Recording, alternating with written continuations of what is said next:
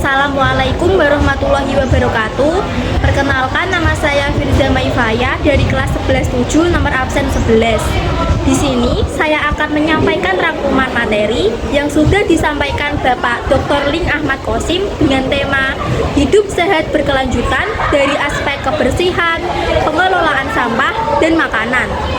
Adapun poin pertama yang akan saya sampaikan adalah tentang pembangunan berkelanjutan. Apa itu pembangunan berkelanjutan? Jadi, pembangunan berkelanjutan yang berwawasan lingkungan adalah melaksanakan pembangunan yang saat ini dilakukan dengan optimal, tetapi tidak dapat mengorbankan kepentingan generasi mendatang.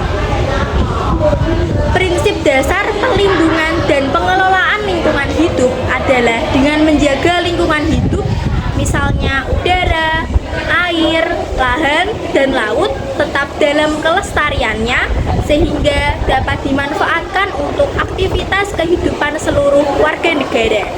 Poin kedua yang akan saya sampaikan adalah faktor yang berpengaruh terhadap kesehatan diri kita. Yang pertama, ada 40% lingkungan yang bisa berpengaruh terhadap diri kita. Misalnya wabah COVID-19 yang sudah menunjukkan bahwa teori ini masih relevan.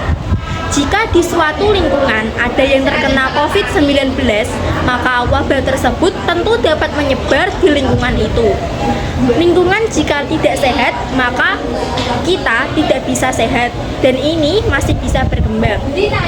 Yang kedua, ada 30% faktor perilaku. Contohnya, yang tidak memakai masker saat COVID-19, tidak mencuci tangan menggunakan sabun, perilaku merokok, suka memakan mie instan sampai mengalami usus buntu, dan lain-lain. Yang ketiga, ada 20% faktor pelayanan kesehatan. Alhamdulillahnya, pelayanan kesehatan di Pati saat ini sudah membaik. Dan yang terakhir, sisanya ada faktor genetika atau keturunan. Contohnya, dapat menurunkan penyakit dari satu keturunan ke keturunan lain. Misalnya penyakit darah tinggi, alergi, diabetes, dan lain-lain. Poin ketiga, ada rangkaian siklus hidup perawatan. Yang pertama, ada pemenuhan gizi pada anak seusia kita.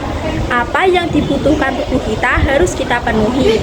Yang kedua, ada PHBS dan kesehatan reproduksi. Kita dilarang melakukan hal yang dilarang agama. Jangan juga melakukan kecelakaan hubungan. Banyak sekali kasus yang terjadi pada saat ini, seperti menikah pada usia dini. Hal tersebut tentu dapat memutus mimpi anak tersebut. Poin yang keempat, ada prioritas yang dapat mempengaruhi kesehatan, misalnya saat perubahan iklim. Yang pertama, ada penurunan kualitas air. Sekarang ini, air sumur, air sungai sudah tercemar dengan bakteri. Misalnya karena sapi tank yang langsung diarahkan ke sungai. Ada juga karena adanya zat kimia. Yang kedua, ada pengelolaan sampah dan limbah B3, dan juga mengurangi penggunaan plastik. Dan yang terakhir adalah alih fungsi lahan. Yang dulu sawah, sekarang sudah beralih menjadi industri dan perumahan. Poin yang kelima, ada pendekatan kondisi sanititas total berbasis masyarakat atau STBM. Yang pertama adalah stop buang air besar sembarangan. Jangan menempatkan sapi tank di sungai. Ini merupakan sumber pencemaran domestik terbesar di Kota Pati. Bahkan, orang yang terkena penyakit diare, 84%-nya karena airnya yang tercemar oleh tinja dan air tersebut tidak memenuhi syarat. Membuang BAB sembarangan dapat menyebabkan beberapa penyakit. Yang pertama ada diare, hepatitis A, cacingan, kolera, tifoid, paratifoid, polio, disentri, dan lain-lain. Yang kedua, ada cuci tangan menggunakan sabun.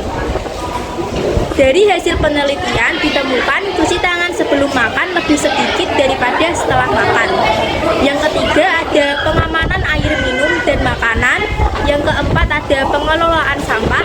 Dan yang terakhir, ada pengelolaan limbah. Keenam atau yang terakhir adalah selain aspek kebersihan, ada pula aspek pangan. Ada 5 kunci keamanan pangan. Yang pertama, jaga kebersihan. Pisahkan makanan mentah dan matang, masak dengan sempurna, simpan makanan pada suhu yang aman. Dan jangan lupa untuk pengelolaan sampah dengan 3R. Pengamanan air minum warga juga menjadi hal yang penting.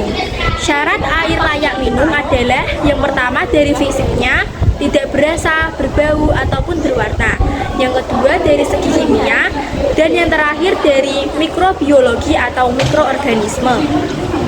Ingat selalu bahwa rantai penularan penyakit bersumber dari lingkungan. Maka dari itu, jagalah lingkungan kita dengan bersih, atur pola perilaku kita supaya hidup kita tetap sehat. Demikian yang dapat saya sampaikan, kurang lebihnya mohon maaf. Wassalamualaikum warahmatullahi wabarakatuh.